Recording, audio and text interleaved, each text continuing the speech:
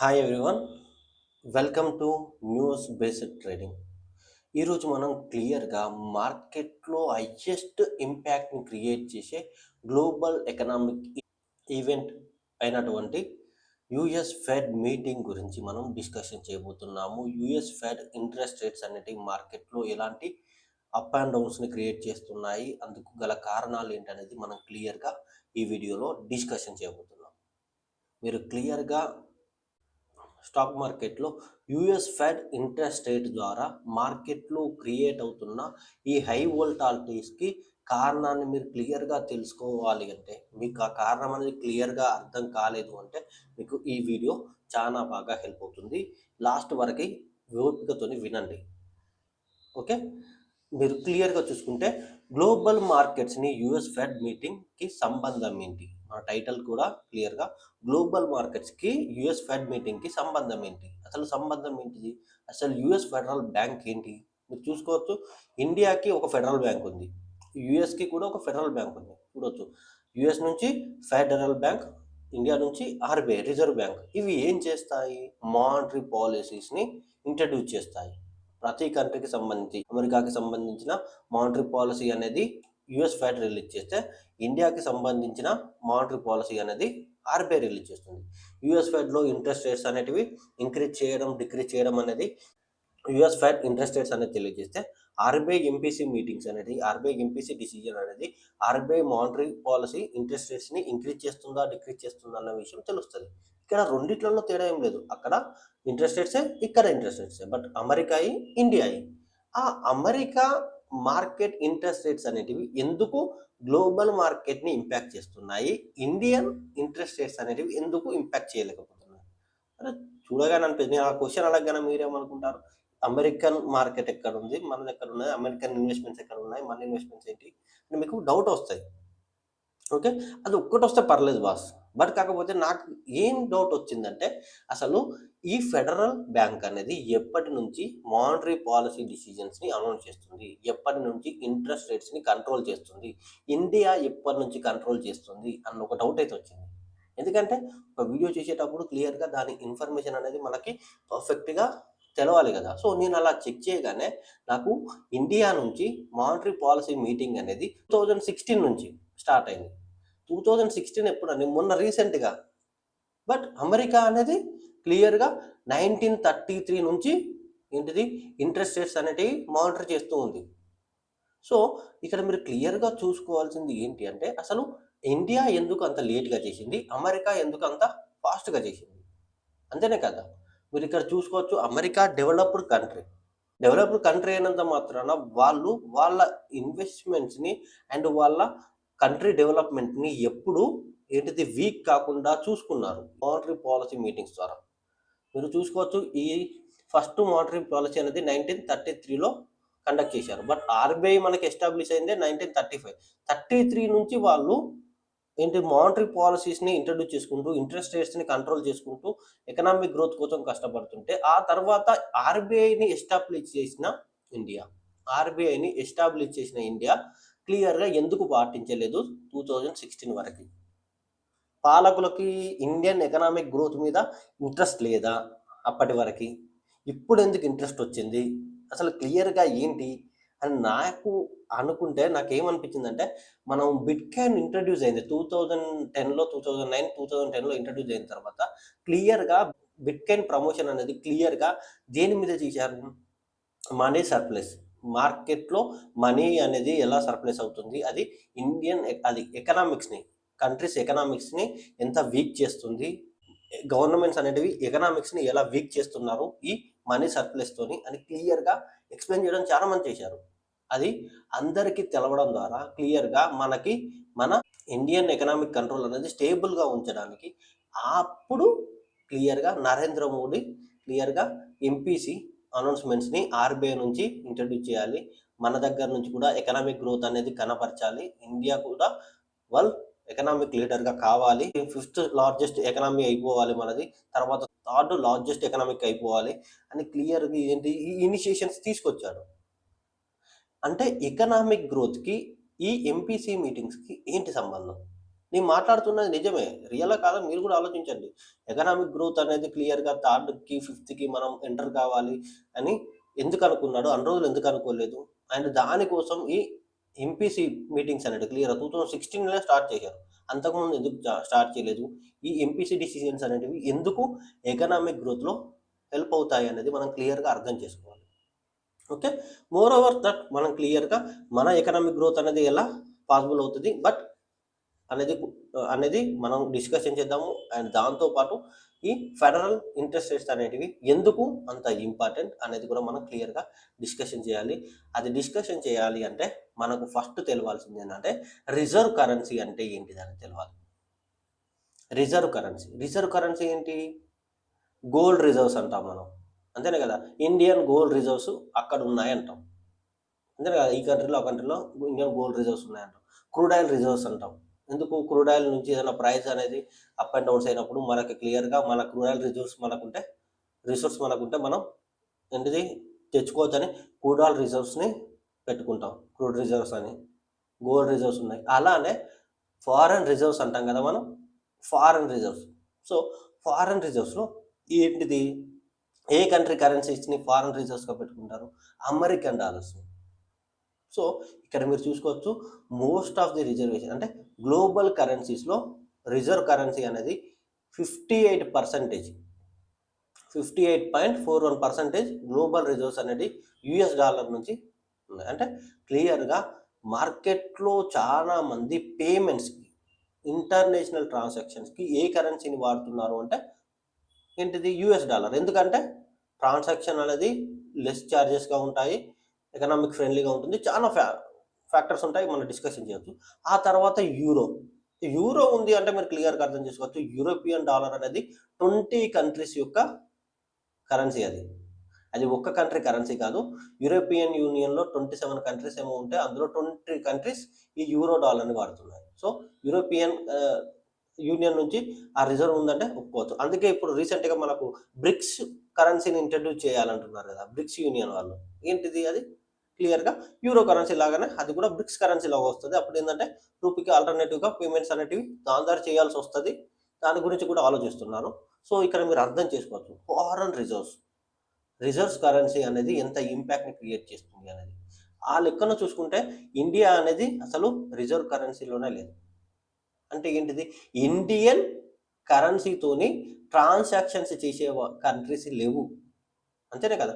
ఇప్పుడు you America డాలర్‌తోని transaction చేస్తారు international payments. యూరోతోని చేస్తారు. జపాన్‌తోని కూడా కొన్ని కంట్రీస్ చేస్తున్నాయి. జపాన్‌కును పక్కకున్న కంట్రీస్‌కి ఉన్న రిలేషన్ ద్వారా జపాన్ పేమెంట్ సిస్టమ్‌తోని చేస్తున్నాయి. మరి తర్వాత పౌండ్ అని. బట్ కాకపోతే ఇందులో లేదు కదా! ఇండియన్ పేమెంట్ సిస్టమ్ లేదు. లేదు. రూబుల్ అని మనం రీసెంట్‌గా ఏంటిది రష్యాతోని చేస్తున్నాం. అది కూడా rouble payment. Indian rupee payment కాదు కదా! సో, ఇక్కడ మీరు చూసుకోవచ్చు ఇండియన్ రిజర్వ్ సర్ప్లస్ అనేది ఎంత దారుణంగా ఉంది అనేది. అమెరికన్ రిజర్వ్ సర్ప్లస్ అనేది ఎంత బెటర్‌గా ఉంది. సో, ఇక్కడ ఏమవుతది? అమెరికన్ ఇంట్రెస్ట్ రేట్స్ అనేటివి క్లియర్‌గా కరెన్సీ స్ట్రెంథెనింగ్‌కి హెల్ప్ అవుతాయి. అంతేనే కదా! కరెన్సీ స్ట్రెంథెనింగ్ అనేది పెరిగిందనుకో ఈజీగా రూపీ వాల్యూ పడిపోతది. అంతేనే కదా! ఇప్పుడు డాలర్ ఇంపాక్ట్ అనేది యూఎస్ ఫెడరల్ ఇంపాక్ట్ అనేది ఎందుకు అంత స్ట్రాంగ్‌గా ఉంటుంది గ్లోబల్ మార్కెట్స్ పైన ఏంటంటే, యూఎస్ ఫెడరల్ బ్యాంక్ అనేది ఇంట్రెస్ట్ రేట్స్‌ని టైట్ చేసింది అనుకోండి, డాలర్ వాల్యూ చాలా పెరుగుతది. సో, ఇమ్మీడియేట్‌గా అదర్ కరెన్సీ వాల్యూస్ దారుణంగా పడిపోతాయి. సో, ఇప్పుడేమైతది, మనం ఇప్పుడు డాలర్‌తోని ఇండియన్ రూపీ అనేది రూ. 84కి ఎక్స్‌చేంజ్ చేసుకుంటున్నాం. అది కాస్త రూ. 100 అవుతది. ఎప్పుడు యూఎస్ ఫెడరల్ ఇంట్రెస్ట్ రేట్స్‌ని ఇంక్రీజ్ చేసినప్పుడు ఆ పరిస్థితి ఏర్పడుతది. సో, అప్పుడు మనకు ఏంటిది ఇండియన్ కరెన్సీ ఎకనామిక్ గ్రోత్ అనేది దెబ్బతిన్నట్టే కదా! కంట్రీ కరెన్సీ వాల్యూ పోయినట్టే కదా! సో, అదేమవుతది యూఎస్‌కే ఇంపాక్ట్‌ని క్రియేట్ చేస్తాయి. బట్ అదర్ ఎకనామిక్ కంట్రీస్‌కి వాళ్ళ కరెన్సీ వాల్యూస్ దెబ్బతినడానికి వెళ్ళిపోతాయి కదా! సో, అక్కడ ఏమవుతది అందుకే అదర్ కంట్రీస్ ఇంపాక్ట్ క్రియేట్ అవుతాయి. ఈ నిన్న జరిగిన ఫెడరల్ ఇంట్రెస్ట్ రేట్స్‌లో కూడా అదే జరిగింది. ఇప్పటి వరకు మీరు చేసిన ఏంటిది రేట్ కట్ అనేది బెటర్‌గానే ఉంది. ఫ్యూచర్ రేట్ కట్ అనేది నెక్స్ట్ ఇయర్‌లో 1% చేస్తారా అంటే చాయిస్ లేదని చెప్పాడు. సో, అక్కడేమైంది దెబ్బతినింది. అవసరం లేని టైంలో చేశారు. ఫ్యూచర్ రేట్ కట్ అనేది ఎక్స్‌పెక్ట్ చేయొచ్చా అన్నప్పుడు ఎక్స్‌పెక్ట్ చేయలేరు. చాయిస్ లేదు. 50% వరకి చెప్పొచ్చు. అంటే నెక్స్ట్ ఇయర్‌లో 2 రేట్ కట్స్ అనేటివి ఎక్స్పెక్ట్ చేయొచ్చు, 4 ఎక్స్పెక్ట్ చేయరాదు అని చెప్పగానే ఇమీడియట్గా డెట్ మార్కెట్స్ ఇంక్రీజ్ అయ్యాయి, బాండ్ ఈల్డ్ ఇంక్రీజ్ అవుతుంది అంట. అంతేనే కదా, ఇంట్రెస్ట్ రేట్స్కి బాండ్ ఈల్డ్కి చాలా ఇంటర్లింకింగ్ ఉంటుంది. అది మీకు క్లియర్గా అర్థం కావాలి. దాన్ని బాండ్ ఈల్డ్తోని నేను నెక్స్ట్ వీడియో చేస్తాను, అందులో మీకు క్లియర్గా అర్థమవుతుంది. అండ్ తర్వాత మనం క్లియర్గా చూసుకుంటే global investments for rupee value, ఇక్కడ మీరు క్లియర్గా చూసుకోవచ్చు. ఇక్కడ మనకి యుఎస్ వాల్యూ అనేది, యుఎస్ డాలర్ వాల్యూ అనేది గ్లోబల్ ఎకనామిక్స్ని ఎంత దెబ్బతీస్తుందో, అప్పుడు ఒకవేళ గ్లోబల్ ఎకనామిక్స్ వాటి వాల్యూని ఇంక్రీజ్ చేసుకోవాలంటే ఏం కావాలి, గ్లోబల్ ఇన్వెస్ట్మెంట్స్ పెరగాలి. ఎప్పుడు పెరుగుతాయి global investments? America interest rates అనేది తగ్గించినప్పుడు ఏం చేస్తారు, లెండింగ్స్ ఎక్కువ వస్తాయి అమెరికా నుంచి, ఇన్వెస్ట్మెంట్స్ అనేటివి అదర్ కంట్రీస్లోకి ఎక్కువ రావడం ద్వారా ఏమవుతుంది, అప్పుడు రూపీ వాల్యూ కొంచెం స్ట్రెంత్ అవుతుంది. ఇక్కడ ఏమవుతుంది, రూపీ వాల్యూ ఎప్పుడు స్ట్రెంత్ అవుతుంది అంటే గ్లోబల్ ఇన్వెస్ట్మెంట్స్ ఇండియాలోకి వచ్చినప్పుడు. ఎప్పుడు వస్తాయి, ఎఫ్డిఐ, ఫారెన్ డైరెక్ట్ ఇన్వెస్ట్మెంట్స్ అనేవి పెరిగినప్పుడు. లేదు, ఈక్విటీ మార్కెట్లో ఎఫ్ఐఎస్, ఫారెన్ ఇన్స్టిట్యూషనల్ ఇన్వెస్ట్మెంట్స్ అనేటివి ఇంక్రీజ్ అయినప్పుడు. అప్పుడు ఏమవుతుంది, గ్లోబల్ ఇన్వెస్ట్మెంట్స్ అనేటివి ఇండియన్ ఎకనామీలో ఇంక్రీజ్ అవుతాయి. అప్పుడు ఏమవుతుంది, ఇండియన్ ఎకనామిక్ స్ట్రెంథనింగ్ అనేది పెరుగుతుంది. అదర్వైజ్ ఇండియన్ ఎకనామీ అనేది ఇంకా ప్రెషర్లోకి వెళ్తుంది. అంతేనే కదా. సో ఇక్కడ మీరు క్లియర్గా అర్థం చేసుకోవచ్చు, మార్కెట్లో, గ్లోబల్ మార్కెట్లో ఏం కోరుకుంటారంటే డాలర్ వాల్యూ ఇంక్రీజ్ కావద్దు. డాలర్ వాల్యూ ఇంక్రీజ్ అయితే ఆటోమేటిక్గా అదర్ కంట్రీస్ వాల్యూస్ అనేటివి కరెన్సీ ఎక్స్చేంజ్లో దెబ్బతింటాయి. అంతేనే కదా. అది ఏ కంట్రీ ఎకనామిక్స్కైనా దెబ్బతింటుంది. మీరు క్లియర్గా చూసుకోవచ్చు, నిన్న ఒక్క స్టాక్ మార్కెట్లో ఓన్లీ బాండ్ ఈల్డ్ తప్పించి మిగతా అన్ని సెగ్మెంట్లో, అన్ని కంట్రీస్లో equity or crypto or commodities అన్నిట్లలో ఫాల్ జరిగిందా, జరగలేదా? ఒక్క డాలర్ ఇంట్రెస్ట్ రేట్ ఇంక్రీజింగ్ అనేది, ఒక ఫెడరల్ ఇంట్రెస్ట్ రేట్ అనేది క్లియర్గా నెక్స్ట్ ఏంటిది, ఇంట్రెస్ట్ రేట్స్ అనేటివి, ఇంట్రెస్ట్ రేట్ కట్టింగ్స్ అనేటివి 2 ఉంటాయి, 4 ఉండవు అని చెప్పగానే ఇమ్మీడియట్గా ఇంత ఇంపాక్ట్ క్రియేట్ అయిపోయింది. చూడొచ్చు, గోల్డ్ పడిపోయింది, సిల్వర్ పడిపోయింది, క్రూడ్ ఆయిల్ పడిపోయింది, బాండ్ ఈల్డ్ రైజ్ అయిపోయింది. ఏంటి దాని ఇంపాక్ట్ కారణం అంటే స్ట్రెంథనింగ్ ఆఫ్ డాలర్. ఇక్కడ ఏమవుతుంది, ఇంట్రెస్ట్ రేట్స్ తగ్గించకపోతే, ఫెడరల్ బ్యాంక్ అనేది ఇంట్రెస్ట్ రేట్స్ని తగ్గించకపోతే డాలర్ స్ట్రెంత్ అనేది ఇంక్రీజ్ అవుతుంది. క్లియర్గా మాట్లాడుకుంటే ఒక ఆర్బీఐ పాలసీ అనేది, ఎంపీసీ మీటింగ్ అనేది ఎందుకు జరుగుతుంది, దాని ద్వారా ఏంటి హెల్ప్, అసలు ఎంపీసీ మీటింగ్స్ అనేటివి, ఈ ఇంట్రెస్ట్ రేట్స్ అనేటివి ఎకనామిక్ గ్రోత్కి ఎలా హెల్ప్ అవుతాయి అనేది మనం ఫస్ట్గా మాట్లాడుకుంటే, ఎంపీసీ మీటింగ్స్ అనేది మనం ఆర్బీఐ అయినా కానివ్వండి, ఫెడ్ ఇంట్రెస్ట్ రేట్స్ అయినా కానివ్వండి, దేనికోసం చేస్తాయంటే ఇన్ఫ్లేషన్ కంట్రోల్. ఇన్ఫ్లేషన్ కంట్రోల్ కోసం చేస్తాయి. ఇన్ఫ్లేషన్ కంట్రోల్స్ అంటే ఏంటిది, క్లియర్గా వస్తువుల విలువ అనేది బాగా పెరిగినప్పుడు క్లియర్గా ఏం చేస్తారు, ఇన్ఫ్లేషన్ కంట్రోల్ కోసం ఇంట్రెస్ట్ రేట్స్ని తగ్గిస్తారు. అదే వస్తువుల విలువ బాగా పెరిగితే మనకి కంపెనీస్లో ప్రాఫిట్స్ ఎక్కువ వస్తాయి కదా, మన స్టాక్ మార్కెట్లో ఇన్వెస్ట్ చేసిన వాళ్ళకి రిటర్న్స్ కూడా బాగా వస్తాయి కదా, మనకు బెటరే. అంటే నీకోసం నా కోసం ఎకనామీ అయితే నడవదు కదా. ఇండియన్ ఎకనామీ అనేది నీలాంటి నాలాంటి ట్రేడర్స్ కోసం, ఇన్వెస్టర్స్ కోసం ఉంటే కష్టం కదా. ఇండియాలో ఎంతమంది ఇన్వెస్టర్స్ ఉన్నారు, రియల్ పబ్లిక్, జనరల్ పబ్లిక్ ఎంతమంది ఉన్నారు. ఇక్కడ మన బెనిఫిట్ గురించి ఆలోచిస్తాయా ఏంటి గవర్నమెంట్స్, పబ్లిక్ యొక్క నీడ్స్ గురించి ఆలోచిస్తాయా? క్లియర్గా అర్థం చేసుకోవచ్చు, పబ్లిక్ గురించి ఆలోచిస్తాయి, నీలాంటి నాలాంటి వాళ్ళ గురించి ఆలోచించదు. సో అప్పుడు ఏం చేస్తుంది, పబ్లిక్కి ఇన్ఫ్లేషన్ అనేది వస్తువుల విలువ బాగా పెరిగినప్పుడు క్లియర్గా ఏం చేస్తుంది, పబ్లిక్లో పర్చేసింగ్ కెపాసిటీని తగ్గించాలి. అంతే కదా. పర్చేసింగ్ కెపాసిటీని తగ్గించాలంటే క్లియర్గా ఏంటిది, ఇక్కడ ఫ్రీ అవుట్ఫ్లో ఆఫ్ మనీ అనేది తగ్గించాలి. లోన్స్ రావడం క్లియర్గా తగ్గాలి. లోన్స్ రాకపోతే పర్చేసింగ్ కెపాసిటీ తగ్గుతుంది. ఏదైనా కూడా హౌసింగ్ లోన్ కానివ్వండి, వెహికల్ లోన్స్ కానివ్వండి, ఇక్కడైనా లోన్స్ రాకపోతే ఏమవుతాయి, నువ్వు రా మెటీరియల్స్ అనేటివి క్లియర్గా పర్చేస్ చేయడానికి ఇంట్రెస్ట్ చూపించలేవు. సో అక్కడ ఏమవుతుంది అంటే అన్వాంటెడ్ పర్చేసింగ్స్ అనేటివి క్లియర్గా రెడ్యూస్ అయిపోతాయి. అప్పుడు ఏమవుతుంది, ఇన్ఫ్లేషన్ కంట్రోల్కి వస్తుంది. ఇన్ఫ్లేషన్ కంట్రోల్కి వచ్చిన తర్వాత ఇమీడియట్గా ఏం చేస్తారు, మళ్ళీ ఇంట్రెస్ట్ రేట్స్ని రెడ్యూస్ చేస్తారు. అప్పుడు ఏమవుతాయి, మళ్ళీ ఈజీ లెండింగ్ దొరుకుతుంది. అప్పుడు మళ్ళీ మనం పర్చేసింగ్ చేస్తాం. అరే దీంట్లో బెనిఫిట్ ఏంటి బాస్ అని అంటే, ఒకటి బాగా అర్థం చేసుకోండి, నీ ఇన్ఫ్లేషన్ అనేది బాగా పెరిగి నీ పర్చేసింగ్ కెపాసిటీ తగ్గినప్పుడు నువ్వేం చేస్తావు, ఏం ఆలోచిస్తావు, క్లియర్గా సేవింగ్ సైడ్కి మన కాన్సన్ట్రేషన్ మారుతుంది. సో పబ్లిక్ అనేవాళ్ళు సేవింగ్స్ని ఇంట్రడ్యూస్ చేశారనుకోండి, క్లియర్గా ఎకనామిక్ గ్రోత్ అనేది వస్తుంది. ఎందుకంటే పబ్లిక్ సేవింగ్స్ అనేటివి ఉన్నప్పుడు, పబ్లిక్ సేవింగ్స్ అనేవి ఎక్కడికి వెళ్తాయి, బ్యాంక్స్లోకి వెళ్తాయి. అంతేనా. And other institutional investors like mutual ఫండ్స్కి వెళ్ళొచ్చు, క్యాపిటల్ లోజెస్కి వెళ్ళొచ్చు, ఇన్సూరెన్సెస్కి వెళ్ళొచ్చు. అక్కడికి వెళ్తే ఏమవుతాయి సేవింగ్స్? అవి ఎకనామిక్ ఇన్వెస్ట్మెంట్స్గా మారతాయి కదా. లేదు, నువ్వు క్లియర్గా మొత్తం పర్చేసింగ్కే ఇంట్రెస్ట్ చూస్తే నీ పర్చేసింగ్ కెపాసిటీని ఇంక్రీజ్ చేయడానికి క్లియర్గా వీళ్ళు లెండింగ్ కోసం వేరే కడికి వెళ్ళాల్సి వస్తాయి కదా. వరల్డ్ బ్యాంక్ దగ్గరికి, అమెరికన్ ఫెడ్ బ్యాంక్ దగ్గరికి అలా వెళ్ళాల్సి వస్తాయి కదా. డాలర్స్ కోసం వెళ్ళాల్సి వస్తాయి కదా. నీకు లెండింగ్ కావాలని వీళ్ళు వేరే దగ్గరికి వెళ్ళలేరు కదా. ఇదివరకు జరిగింది అదే. అందుకే ఇంటర్నేషనల్ బ్యాంక్స్లో మన అప్పు బాగా పెరగడానికి కారణం ఏంటంటే ఇండియన్ ఇన్వెస్టర్స్ దగ్గర నుంచి కెపాసిటీ లేనప్పుడు. అంతేనే కదా. అదానీ గ్రూప్ ఉంది, మొన్న మనం పవర్ స్కామ్ చూసాం. ఎక్కడి నుంచి వాళ్ళు ఇన్వెస్ట్మెంట్ ట్రై చేశారు? అమెరికా నుంచి. ఎందుకు ఇండియా దగ్గర నుంచి ఎందుకు ట్రై చేయలేదు? ఇండియన్ మార్కెట్లో అంత ఇన్వెస్టర్స్ లేరా? అదే బెనిఫిట్ అనేది ఇండియన్ ఇన్వెస్టర్స్కి ఇస్తే బెటర్ ఉండు కదా. అమెరికన్ ఇన్వెస్టర్స్కి ఇచ్చారు కానీ ఎందుకు? అక్కడ ఇన్వెస్ట్మెంట్ కెపాసిటీ అనేది పబ్లిక్లో ఎక్కువగా ఉంటుంది. సో అక్కడ నుంచి ఫండింగ్ తెచ్చుకోవడం చాలా ఈజీ.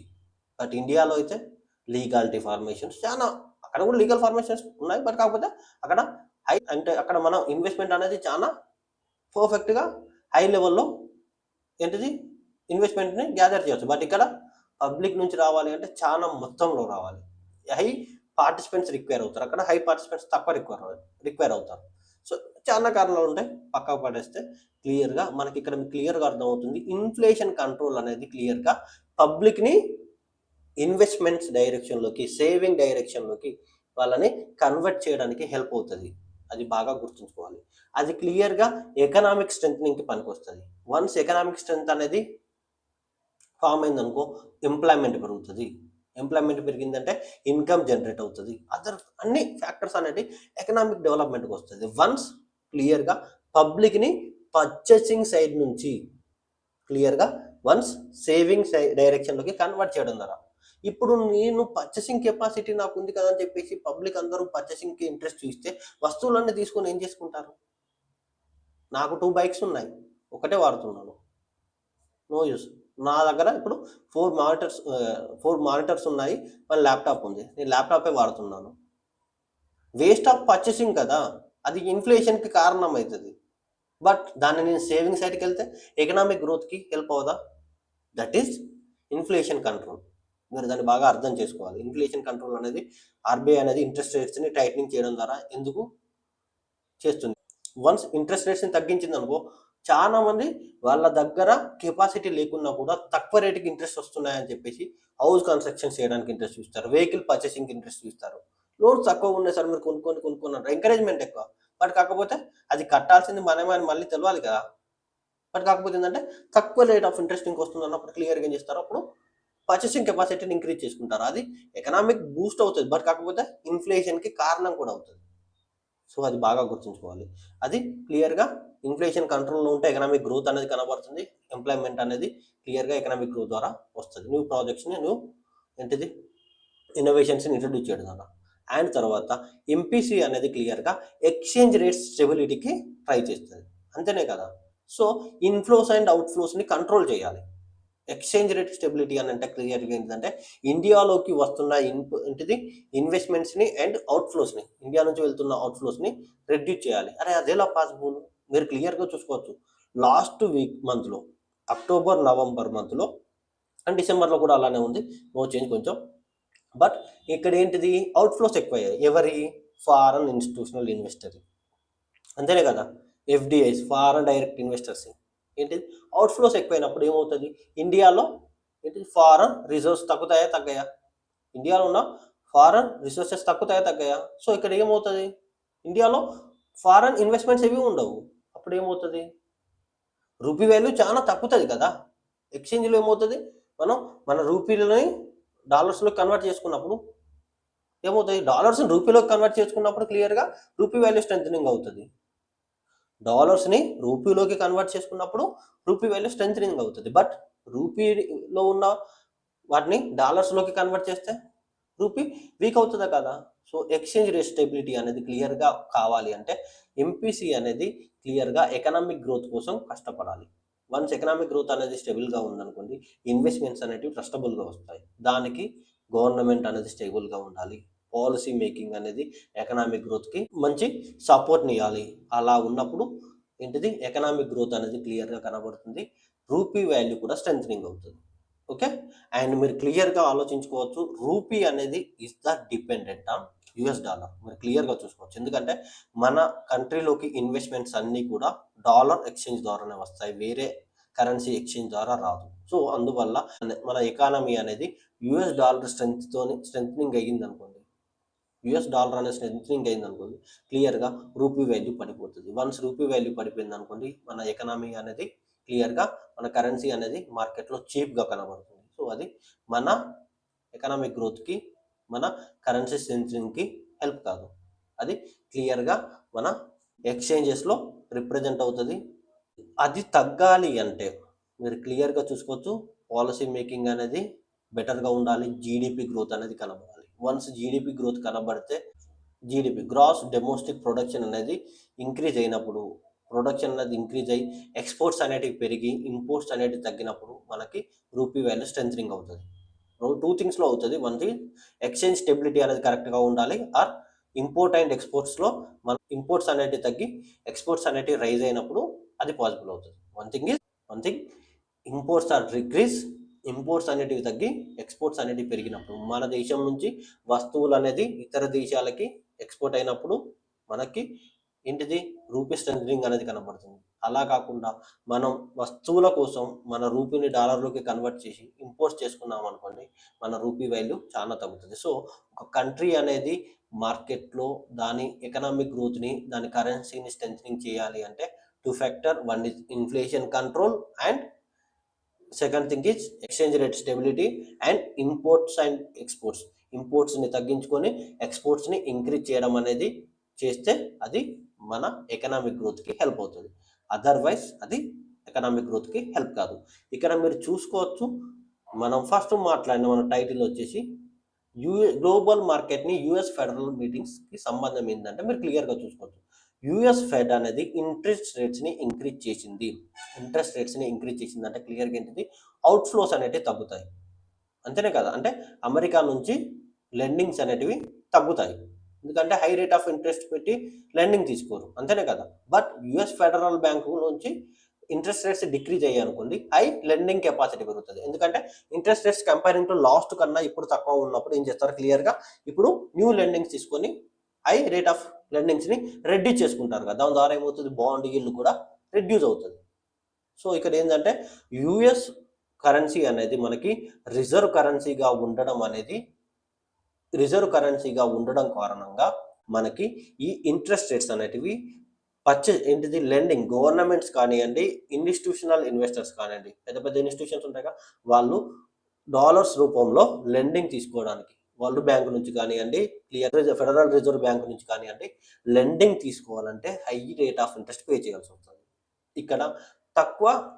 ఇక్కడ ఇంట్రెస్ట్ రేట్స్ అనేవి తగ్గాయి అనుకోండి, హై లెండింగ్ కెపాసిటీ అనేది గ్లోబల్లో చాలా కంట్రీస్కి అది హెల్ప్ అవుతుంది. సో అప్పుడు ఏమవుతాయి, గ్లోబల్ మార్కెట్స్ నుంచి చాలా కంట్రీస్ వాళ్ళ ప్రాజెక్ట్స్ కోసం, వాళ్ళ ఎకనామిక్ గ్రోత్ కోసం వాళ్ళు తక్కువ రేట్ ఆఫ్ ఇంట్రెస్ట్కి లెండింగ్ తీసుకొచ్చి వాళ్ళ ఎకనామిక్స్ని డెవలప్ చేసుకోగలుగుతారు. ఇక్కడ అది కూడా కారణం, అంతేనే కదా. ఇప్పుడు రేట్ ఆఫ్ ఇంట్రెస్ట్ అనేది తక్కువ ఉన్నప్పుడే మనం లెండింగ్ ఎక్కువ తెచ్చుకోగలుగుతాం. రేట్ ఆఫ్ ఇంట్రెస్ట్ అనేది ఎక్కువ ఉందనుకో, మనం లెండింగ్ తక్కువ తీసుకుంటాం కదా. ఇప్పుడు చాలా ప్రాజెక్ట్స్ కావాల్సిన మనీ అనేది ఇక్కడ మనకి అవైలబుల్గా ఉండదు.